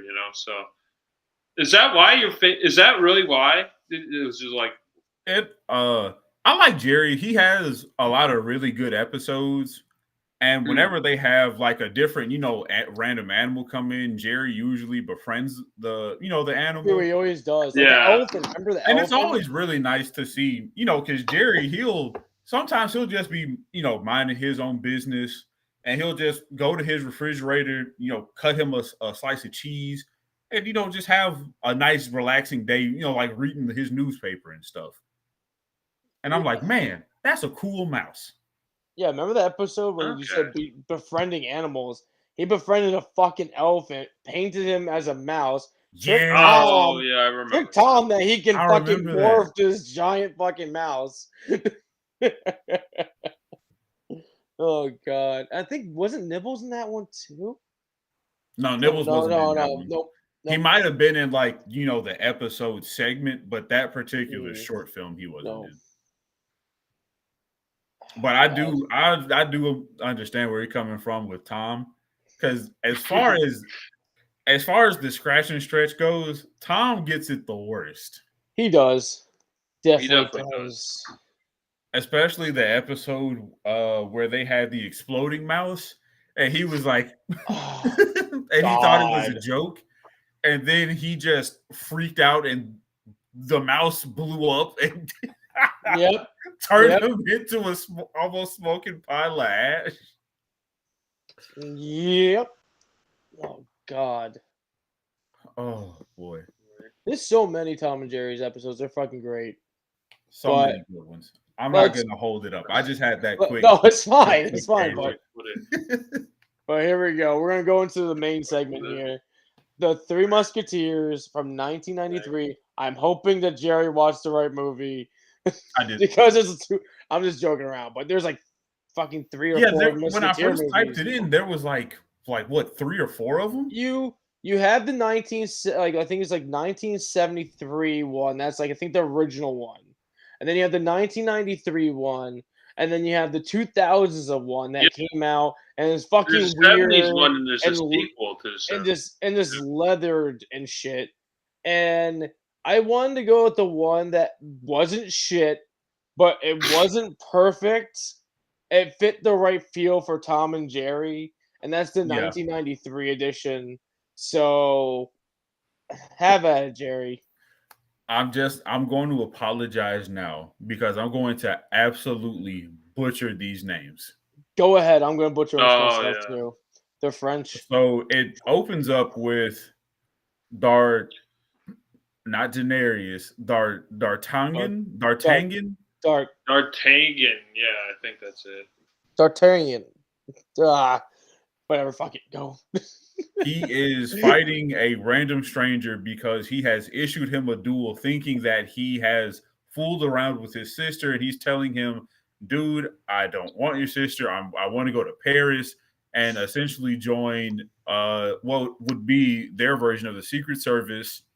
And he's like, you fooled around with my sister and I have to protect her honor. And he's like, and then D'Artagnan, does the little rapier thing where he whisks his sword away, and he, just like pokes him lightly on the chest. He's like, you know what, like father, like son, you're a disgrace, just like your old man was. And so instead of taking his life, he gets on his horse, starts riding away because his goon squad, the guy he was dueling, had his ally show up, and he's like, all right, screw this. I'm not doing this anymore. And then as he approaches Paris, he runs into the Queen's Guard, and then he has a small flirtatious encounter with her handmaiden, her servant, her employee. I'm just going to call her an employee. Got it. I'm not going to try to make this historically accurate. Touche. They have a small little back and forth banter. He tells her that, I'm here to, I thought they were bandits. I was just trying to help, be helpful and do what would be chivalrous. And she's like, no, you're quite all right. That did provide me with, a small laugh and a chuckle. What is your name? And, then they exchange names. You couldn't exchange contact information back then. So someone's name was as good as, their street address. And then he gets into Paris, France, or France, as the French people say.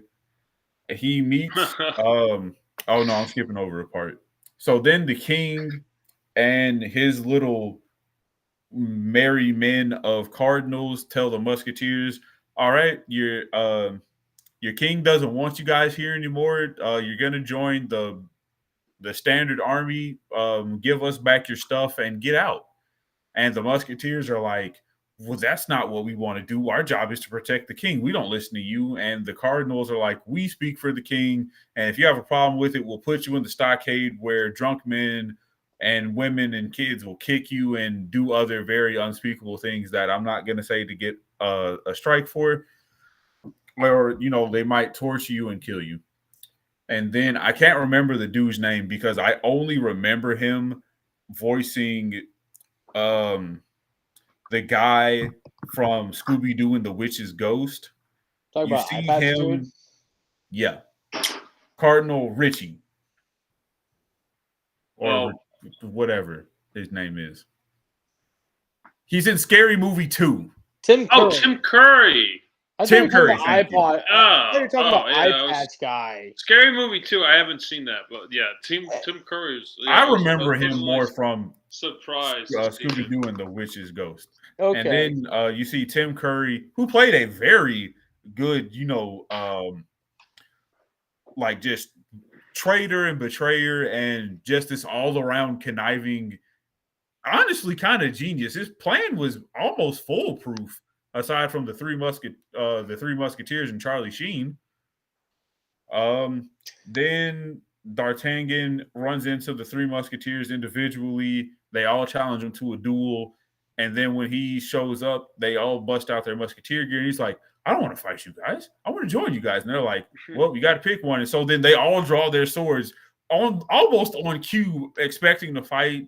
And then they have a small chit chat. And then Eye Patch Patchy the pirate comes in to try to arrest them. They the four of them defeat their goons. They go on their way to a bar. D'Artagnan gets a little more information on the history of the Three Musketeers who are still in the service. He also gets captured, learns the assassination plot of Tim Curry involving one of their ex-wives or something like that. I don't really understand their relationship fully, because I was like, all right, this is kind of weird. I know this is serious, but I wasn't expecting, this kind of serious. And then he tells the other musketeers and Charlie Sheen about the plot to assassinate the king. And they're like, okay, we have to go to California Tuesday at midnight in order to intercept the spy and stop this faux peace treaty between the Duke of Birmingham and whatnot. And so D'Artagnan gets captured. He is essentially, he gives up the whole plan because he is tricked by a femme fatale. And unbeknownst to him, the other musketeers are there to help him out. They get the information needed to stop Tim Curry's assassination plot. The king, is telling his wife like, yeah, I know this dude's a fucking snake, but he's a snake with very large fangs, and there's nothing I can do about that. So here's what we're gonna do: is just wing it and hope for the best. And then D'Artagnan spots the sniper. Charlie Sheen fights Tim Curry. Yeah, and that's the movie. Have you guys seen this before? It's been such a long time. I haven't watched this since elementary school. I've probably seen this like 5 times. 5, maybe 6 times. This is probably the most Three Musketeer movie I've watched. I've probably seen caught glimpses of the original, but never actually watched it. This is my introduction to, other than Tom and Jerry, to the Three Musketeers. And then I saw that crappy remake in 2000. This movie made me think of Man with the Iron Mask for some reason. Man with the Iron Mask. Oh, isn't Leo in that? I think he is. No, that doesn't sound right. But it might be. Man with the Iron Mask. Or Brad Pitt or something. I haven't seen this movie. Man in the Iron Mask. Yeah, Leo is in it. Okay. Yeah, I haven't seen that either. I just remember seeing like trailers for it. Oh, that's why. Because a lot of the characters' names are still in there. Oh, really? Yeah, because I saw like maybe 5 minutes of it somewhere randomly, and I'm like, okay. And it just always stuck with me. And I'm like, oh, this is fun. I definitely felt like I've watched this before, but seeing this now and then looking up Man in the Iron Mask, I'm like, oh, it was another Musketeer type, well, not type, but another Musketeer movie story about, a king who has an evil twin brother who locks him up in a dungeon and puts an iron mask on him because, they're identical twins. And he's supposed to be the rightful ruler of the throne and whatever. But this isn't what we're talking about. We're talking about the Three Musketeers and how Tim Curry got killed by Charlie Sheen. Apparently, the writer, like the original writer of the Three Musketeers, like is as interesting as the books himself. Like I'm looking at like his biography right now. His name is Alexandre Dumas. I might be saying that wrong, but and he's French. Yeah, right? I apologize. Yeah, he's French. I guess he tried to flood Paris to run from creditors. A lot of these characters are like based on real people, I guess, like the main 3 Musketeers, which is pretty cool. Okay. I don't know. I'm looking at it now. He seems like a really interesting person. So I just wanted to bring that up. It's definitely interesting watching this movie again because some of the like small tidbits I remember, like I remember Countess Winter's Milady, and I'm like, man, as a kid, I'm like, she's got some nice fucking honkers. And as an adult, I'm like, oh, this woman is a Black Widow. She's gonna start going around murdering people, which she inadvertently does. But when it came to her husband, she was very soft and was like, I have never done any of these things I was accused of until after you left me for dead. Do you believe her? I still don't believe her.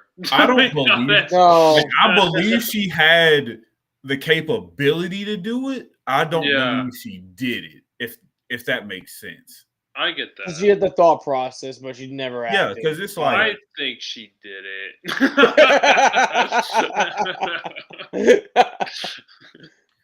It's also very weird seeing Charlie Sheen being such a devout clergyman. Bullshit, he's devout. Because I'm like, we all know from the release of this movie to now, Charlie Sheen has lost his halo. Some things. He lost his halo. Charlie Sheen lost has his Bibles. He probably smoked his Bibles. Like, come on now. He was burning his Bible and he was burning his grass and putting it out with the paper in the Bible. Yeah, it was kind of. it was kind of weird because I remember watching this as a kid. I never realized it was Charlie Sheen until like later on. I'm like, wait, they I picked saw the this motherfucker. forehead. It's always his forehead that I remember. I don't know why. His forehead is unique. No, no. The sad thing is you're not joking. You're not joking at all. Because I just went back to the glimpse of like him doing it's back in the beginning where it's right before he meets D'Artagnan, whatever his name is. And like he jumps out the window and out of the hay wagon, and like he's like teaching that girl, and like you see him, and like I went back to that scene, and it's just like the forehead lit up. No, you're right. It's like eyebrow and forehead zone. It's like Moogie. It's like Moogie, Jerry. It's like Moogie for you. It's like it's really strange seeing him as like the devout Christian of the group. But like out of the three, who's your fave? Definitely the pirate. Same. I think his name was not Athos. No, I think it's no, it was Orthos. Orco? Paris. The guy, the one with the backstabbing wife, or the other one? No, the pirate, the one that says, "I got this cloth from the Queen of America." Like, oh yeah, there's no Porthos. Queen of America. That's Porthos. Porthos. There we go. Thank you. There's no Queen of America. Athos is the one with the backstabbing wife. Athos and Porthos. So you guys like Porthos? Yeah. I like Porthos because he.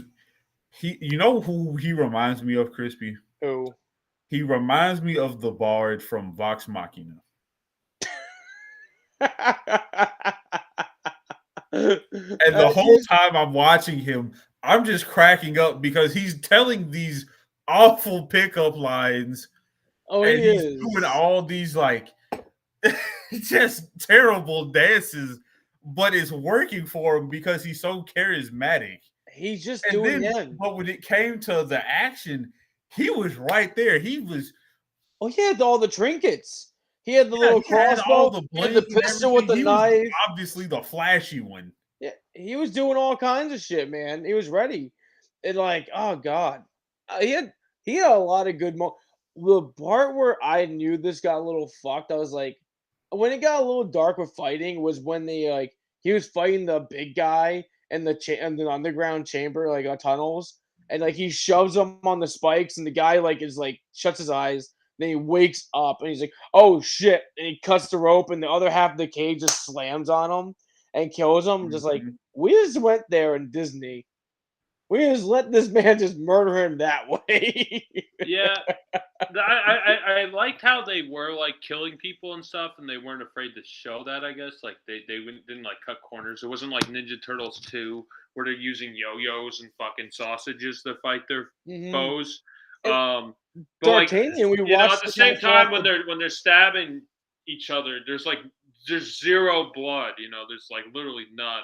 So, Yeah, I get where you're going, but we literally get the thing: Mickey Mouse and the three.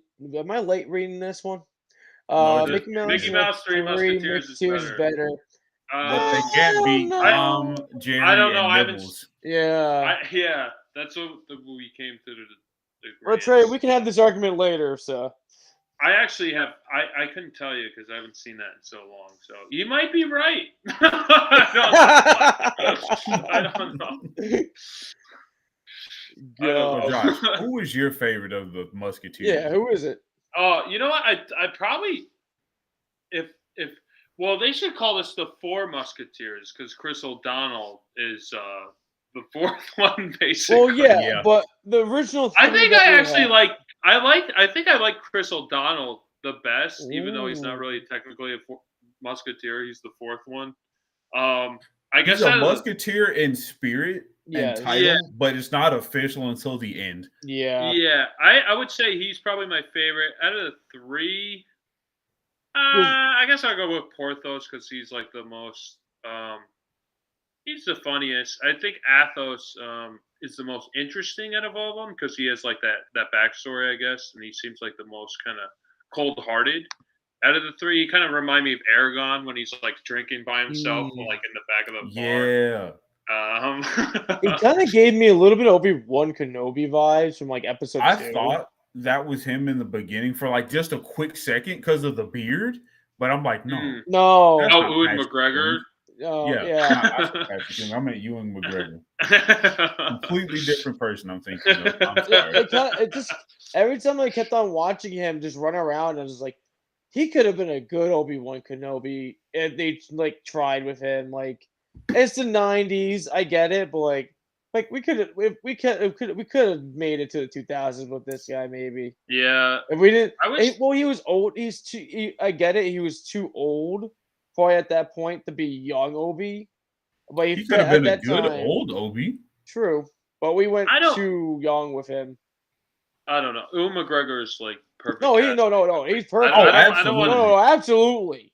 But I don't want to go too much into Star Wars because there's going to be so many things I wish they did with 90s Star Wars that they're going to be a whole other fucking. Yeah, episode. But I'm just saying, like, if we didn't find Ian McGregor, if we didn't find him, and like they're optioning up for a more mid-age, like a more of like 30 vibe to like 40-ish vibe, they could have got him to play Obi-Wan to fit in that role at that time period if they didn't go with the direction they were going with. They should. Yeah.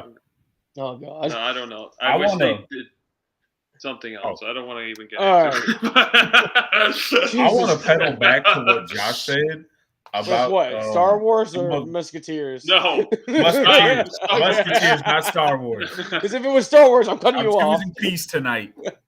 Ooh.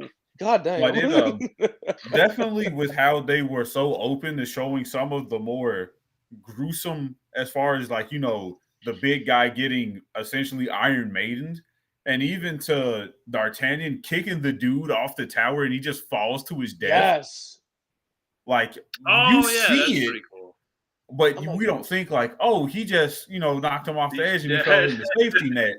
It's like, oh, he knocked him off, and then like they actually show his corpse like just laying there. Yeah, they did. I thought they weren't going to show that. That was kind of cool. I did like how they showed that definitely gave it a bunch of points for me, because I'm like, okay, even though obviously this is supposed to be family friendly, they're still not afraid to give you small glimpses of what really would go on in a situation like that. I think they would know. I think at that point, it's the 90s. Everybody was still like doing whatever they kind of wanted at that point. But I think with this one, they knew they couldn't play it too safe. They're like, we can play it safe with lines here and there to make it flow right. But like once we get to the action scenes, we got to give it at least a better effort than just like, I poke you. Ah, I swipe you. I swiped thee. The action scenes are so good. Like, even though some of them were kind of cheesy, like when D'Artagnan gets knocked out, you see the fist, like, obviously, like, make a connect with like a black like board or something. Mm-hmm. And I'm like, oh, that's just kind of cheesy.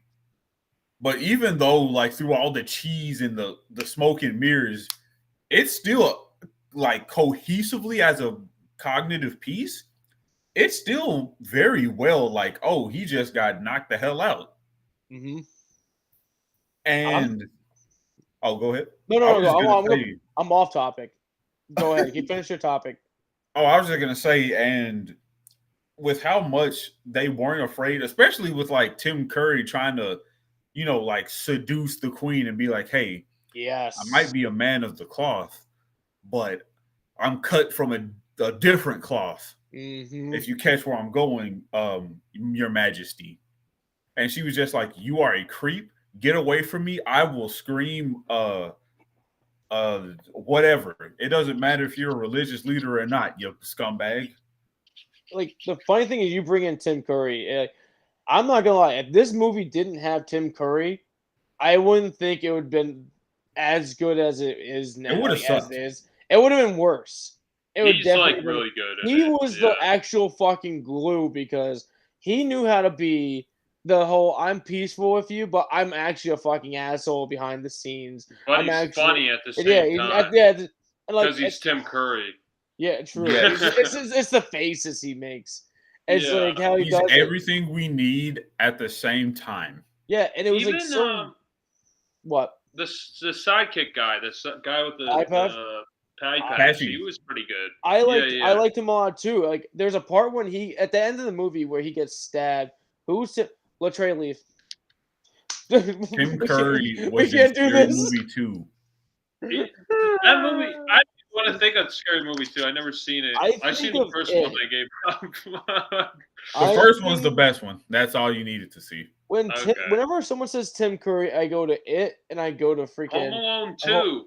That too. And he's the hotel attendant. And like, I go towards have a nice day. Yeah. What does he say in that? I don't know. He's like the best part of Home Alone 2, but that's a whole different movie. Yeah, like the part where like at the end of the movie, like around the end of the movie when they're having the giant battle, when D'Artagnan stabs the eye patch man, and like he's like gets stabbed in the lung, and you can hear him choking and keep the same voice tone that he had throughout the whole movie with gargling. I'm just like, I want to know what your real voice sounds like, because that's actually pretty impressive, because you did not break character to die. Because a lot of people just give up at those points. And I was just like, all right, he did decent. He did really good doing that. Like, when he said, I beg to differ, that part? What? Or, no, I said, like, I must be mistaken or whatever when he gets stabbed. Yeah.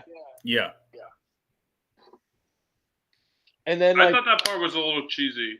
I think it was cheesy, but I liked how he stayed with, like, a lot of people when they're doing a dying moment, they lose character or they lose whatever they're like having with him. Like at that point, like he stayed kind of true with his character. And then the coldest thing I had to say, Tim Curry just pulling the pistol out and shooting Charlie Sheen's like, you see him, you get to see him first, and pop. And I'm like, yeah, definitely. I actually thought he died. I did too. I'm like, oh shit, Tim Curry is a fucking maniac. Yeah. I almost kind of wish he died. It would have definitely raised the stakes. Like, holy shit, people could actually die. Yeah. It would have. And then Chris O'Donnell would have been the third Musketeer. So that's what I was going to go with. That's what I was going to go with. But yeah, it would definitely would have. But we can't do that. They did it the whole time. What do you mean? Yeah. I don't know what I mean anymore. Chris O'Donnell's character reminded me of a young Disney Hercules. You know, I could see him. Yeah, he was very starry-eyed with his aspirations. Yeah, and the hair. And then when he started seeing like, oh, this is what the shits really is, he was even still. He didn't give up his dream and passion or change it. He was still, I'm gonna still be a musketeer through and through. My father was a musketeer. The Musketeers is everything that I thought they would be. I'm not going to give up now. And honestly, that's a really good comparison, because I did not think about a young Herc at all. Yeah, no, I like when I was looking at him, I was like, oh, you could play a young Hercules if it was like a live action Disney, you know, if they're going to do that at the time. Yeah. Sad thing they decided to do that during 2010 and now. But well, now they're doing it now. Yeah, I think. Boo! I don't know. They live action remakes are garbage, but I don't. Talk about any of them. Well, I haven't heard them talk about doing a live action of that movie yet, so we're kind of clear. I think they're gonna do it. Don't you say that? It's Disney. They have no money to throw away. They're gonna do it. Even if it bombs for them, it'll still be good. I know. No, it's not gonna be good. But it's because of money. It's because of Jungle Book did so well, and then it was all right. The Lion King did really well, and that was probably like the most unoriginal one out of all of them. I heard I hated the live action Lion King. I thought it was so awful. That's what I heard. I've seen parts of it, and it just looks so just unappealing, just uninspired. Yeah. Like they just take frame by frame the same movie and make it work. Yeah. That's the safe. That was them playing safe. That's the thing. They didn't know where it was gonna go. They got live action animal designs, CGI designs. They're like, we can't really stray off of this path of just staying to the true storyline. Is like, if they did, what would have made me interested in that movie if they had if they wanted to make the whole idea Jon Favreau had was just to go on a little tangent. Jon Favreau wanted to make it look like a documentary, right? With like realistic looking animals. So I think it would have been cool if there's no dialogue at all and they're just fucking animals and they just kind of did their shit. Tom and the Jerry. Story still kind of happens, but like it just feels like a documentary and you're watching like, a Richard Attenborough documentary, but it's The Lion King. Like a story's going on. Then I would have been interested. I'm like, oh fuck, okay, this is something like completely out of left field. But they didn't do that. They made him talk and sing. So what's the point? You're asking for a live action Tom and Jerry. No, thank you. They did that. They did that like last year. I don't want to bring that up. I did not want to bring that up. Didn't want to bring that one up. You just brought it up. I know, but I'm saying you're describing a live action like Tom and Jerry setup with them just like nodding, sound effects. They did do that. I'm talking about The Lion King. God damn it. What are you talking about? I give up. I give up on that. Okay. Okay. I don't know what you're saying because the live action Tom and Jerry definitely wasn't like that. But anyway, Three Musketeers. So Three Musketeers was a fun movie. I don't really have too much to say about this movie. It's just like it's a fun time. Like it was a cool, first viewing. Like I enjoyed it. It's definitely entertaining. I wish there was more blood, but it is like Disney, so I get why there wasn't. But I was actually surprised how much gore there was. Like when that fat guy gets fucking impaled on the spikes, like when he gets kicked. There definitely should have been more blood, but that was still pretty impactful, pretty effective. Was it Porthos that kicks him? I don't remember. Yeah, Porthos. Yeah, he kicks him. I was also surprised by the amount of explosions and like on-screen gun violence you saw. And I'm like, I've seen more guns be pulled here than in a war movie. And this was only an hour and 46 minutes? Yeah, and the fight was about 20 minutes. Barely and 20 even minutes. The scene where they're shooting the cannonballs from the tower. I'm like, that's very obviously, it's like something you would see in Private Ryan, Saving Private Ryan. Like, they shot the grenade and the grenade launcher is going to come down and there's going to be body parts fucking go everywhere. Yeah. Yeah. Some of that castle scene where they're shooting cannonballs at the group, it kind of reminded me of, I was thinking of Monty Python for some reason. I thought the same thing too. Yeah. I was thinking of the chickens and cows getting catapulted. Oh, God. I'm glad we all had a lot of the same thought processes on some of the scenes. Yeah, same here. Because I was like, man, this seems like something right out of the mind. Okay, so when I picked this movie, I already predicted it. I was like, I'm gonna be going in as the guy that actually enjoys this movie. I knew Jerry was gonna be like, I enjoyed it. I enjoyed hearing their parts. I like it. I'm gonna give it a reasonable rating, and then Josh is just like, can we make this quick because I fucking hated this fucking movie? I didn't hate it. That's why I'm happy that we all enjoying it right now. I'm just saying. You thought I was gonna hate it? I thought you were gonna hate it. I thought you were gonna hate it. Yeah. You can't hate this. This is a hard movie to hate because the cast is pretty good. Fun. Yeah. It's just a fun time. It's fun and entertainment. And it's the throwback, the 90s, vibes it gives off. It's just definitely a throwback. You're like, oh, this is when movies were just kind of fun. Yeah, and didn't enjoyable. have to be this whole giant spectacle. They didn't have to be a CGI bullshit monster here and a barf fucking factory over there. That's what movies are today. It's just there's just too much going on. And this is just a simple story. I do have one question. How did you guys feel to go back in more into the movie when the wife decides to not get when they save the wife from getting beheaded, but she decides not to stay with them. I rather kill myself and jump off the fucking edge. How do you feel about that? I'll let Josh go first. I have my own. Okay. I have some very strong opinions. Okay. Yeah, that character, I thought she was kind of a skank. So, like, I was like, you know, if she dies, I don't really care. You know, she was like making out with Chris O'Donnell. She was like letting Tim Curry like fill her up basically at one scene, like pretty close to it. And then they're about to cut her head off, and like, I don't know. I still don't know if she did or didn't commit those crimes. Like, I don't trust that character, so like whatever she says could be bullshit. So like, I like to see like she did do those things and she's a fucking asshole, and then she couldn't live with her life like living a lie, so she killed herself. You know, so I'm like, okay. I don't know how you guys feel, but I didn't care when she died. So, Jerry. I'm like Josh. I thought she was an absolute whore. I'm not gonna say skank. I'm gonna say she was a whore. Yeah.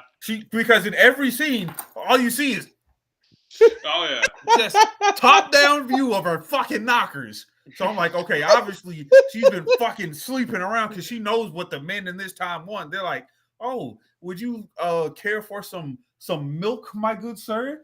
Oh, so she's a whore. That's number one. Number two, I definitely think Tim Curry's character eased her more into being able to just commit these murders and whatever the fuck else she did. Because she was too easy on the draw of like seducing D'Artagnan and was like, all right, I'm going to go for the kiss, going to go for the, for the neck grab. And then here comes a knife to the throat. That's too easy. Like, the thought process is there. Like, anybody can say like, I thought about murder, but how easily she did the follow through is something that's trained. That's why I'm like, she fucking killed people. The follow through is that hard part. She did and then at the end, when she fucking killed herself after, she apologized to her husband and her husband apologized to her. I don't think she committed a murder while she was with him, but I do think she was part of a traitorous plot, like a Count of Monte Cristo deal, where she was maybe like a Bonapartist or something. Yeah.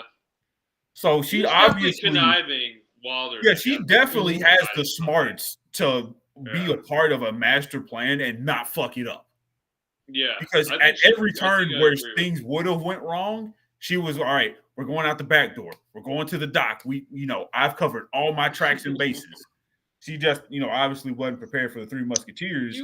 That's the funny thing. That's the funny thing. Wait, go ahead, man. No, what, Josh? I'm off. I'm going to go a little bit off topic. Go. I was going to say, like, either way, she was deceiving. Like, if she didn't kill someone, or she did, like, she was still hiding something. That's what I believe. Definitely a master deceiver. Yeah, how easily she was able to do those things. That's not sometimes that's a learned behavior.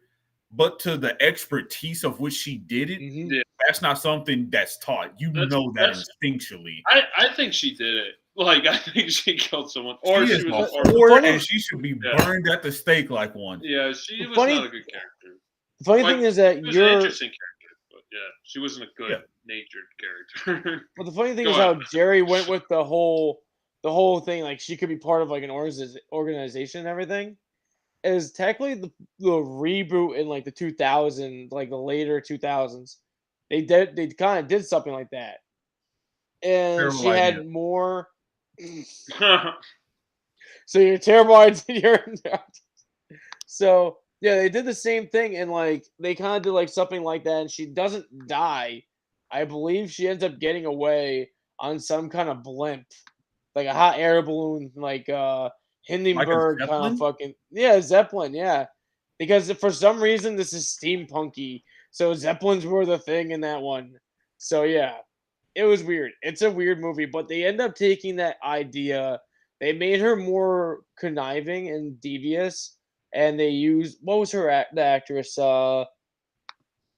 Erica Jessica Parker.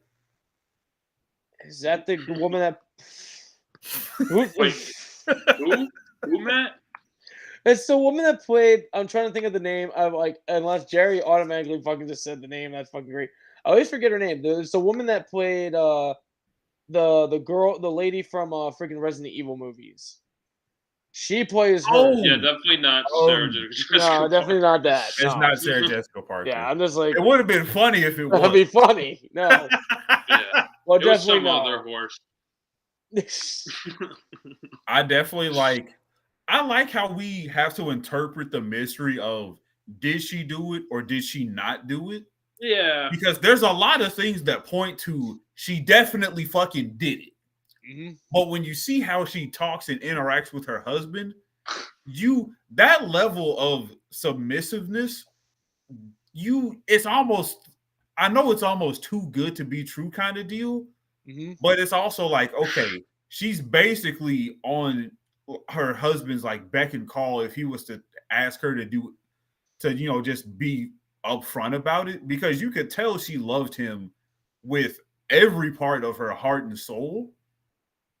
But it's also like, okay, if you loved him so much, how is it that you also didn't try to defend yourself properly when he essentially left you for dead and he believed all these false, extreme air quote accusations against you? You know what I mean? So I definitely think Josh is more on the money. Josh is on the money. Josh is definitely on the money. But I think she's a fucking slut for number one, and we need to shame her. And two, she's used sex to kill men and women alike. Oh, I agree. I think she's definitely conniving. So she's like, I'm gonna die now. I can't live with myself. And what would have made her death better, she did a fucking flip. Yeah. She should have done a backflip. There you go. Do a flip. I hate both of you. I hate both of you. One of the musketeers should have thrown a javelin at her. Should have went out with what the fuck? Yeah, they fist bumped each other. Charlie Sheen's character fist bumps. May God be with you. Yeah! The husband. Yeah. Oh my god. Why?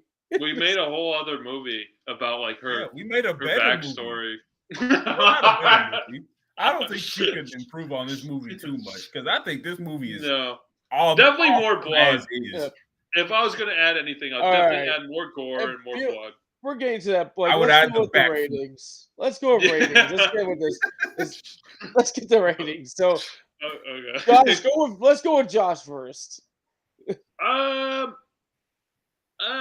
This is a very entertaining movie. It's a fun ride, it's definitely from the 90s, you can tell, and like if you're into that kind of thing, I would definitely recommend it. I'd probably give this like a 6.5, almost a 7. It's pretty close, but I don't know.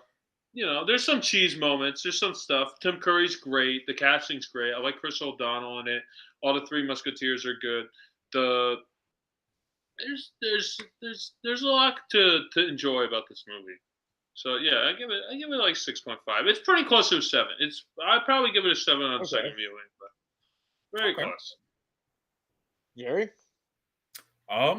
This movie definitely gave me a new appreciation for Tim Curry. I've always watched movies with Tim Curry. I think he's a very phenomenal actor, but definitely seeing him in a both comedic and a serious role simultaneously, while also playing the part of a cold-hearted bastard, is something I don't think many actors could do in that fashion, especially in the scene where, he pulled the pistol, killed Charlie Sheen, and told him, all right, go, you meet God first, and then I'll be right behind you, motherfucker. Definitely Charlie Sheen based his entire life after this movie with some of the life choices he made, which is going to give it a couple of points. But I'm also going to knock some points because that whore of an ex-wife did not do a flip. But I hate overall, you. this is, I hate you. like, I would watch this movie. I'd probably watch this movie again. Maybe even a third time. It's a very fun movie. Kristen O'Donnell, he definitely could have replaced Charlie Sheen as the third Musketeer, just at the new standard. It was like all of it was just such a fun and goofy ride. It was like you're getting Monty Python meets a cheesy 90s action. And it just blended so well together. I'm gonna give it a solid 7.5. Probably the more I watch it, I'll bump it up to an 8. It definitely is a movie I would, if somebody was like, man, I want to just, kind of hang out, just chat and, have a movie playing in the background, I'd probably put that on. That's a good. I got a lot more laughs out of this movie than I was prepared for. Everyone was thinking garbage fire. Is it gonna be a fucking trash pit? Is that what you're expecting? Yeah, I know how you guys feel about my picks. I know how you guys feel about my picks. I accept. I wasn't expecting it to be terrible. That's definitely what. Basically, kind of what I expected is what I got. It was a little better than I thought it would be, though. You guys drive me the drink, but I'm happy though. No, I'm just. Oh no. Oh god. No. So I'm actually happy you guys are actually enjoying it. Like I've seen this movie probably like since I was like little and everything, and like at least it comes back in my life at least like every 3 to 5 years it comes back around again. So I get a good decent amount of time watching it. And the guy that plays the funnier Three Musketeer, and he actually is in Lake Placid, so I get more laughs out of him when I watch Lake Placid because I get to see. Oh God! It's in his name, Placid. Plat. Yeah. Well, it's just fun. It's just so like that makes it even more better for me because I remember like watching this. It was a rerun from. It was on. I think it was on AMC or something like that. It was this movie. Then after that was like Placid. It was kind of stupid, but it worked for me. But I actually enjoyed the story, and I enjoyed like watching it more. I actually definitely appreciated more Tim Curry because he's to me, if I took him out, like I was saying before, and I put someone else there, it would be a different tone movie, and then I'd be probably thinking that it would be trash. Not gonna lie.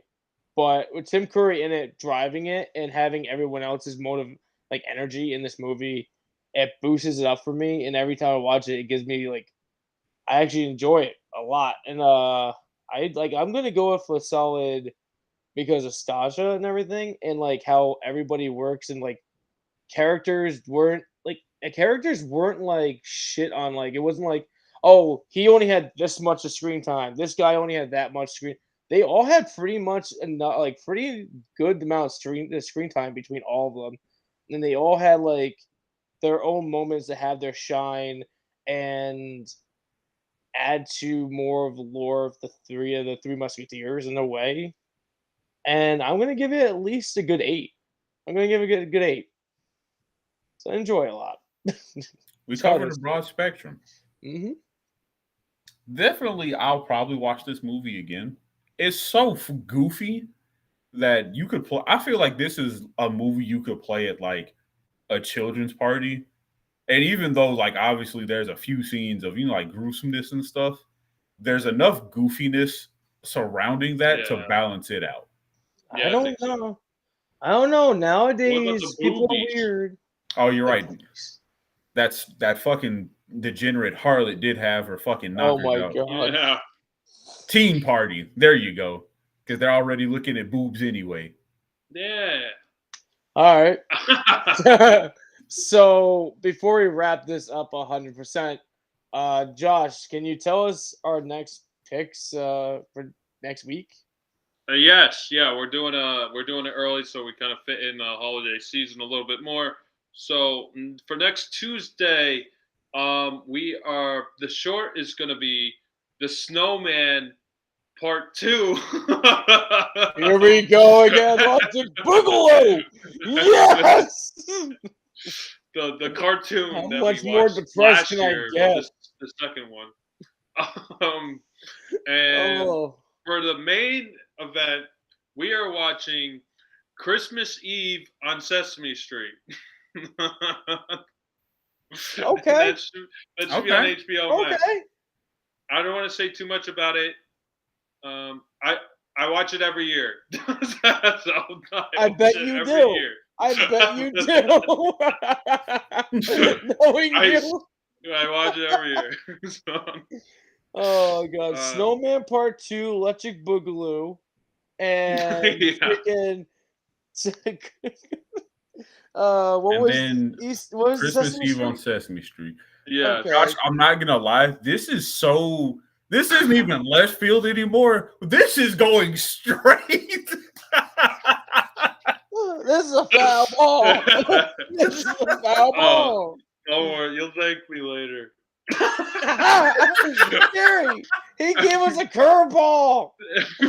Wait, so the snowman is called the Snowman and the Snow Dog. That's what's called. I'm gonna be more depressed than the first one.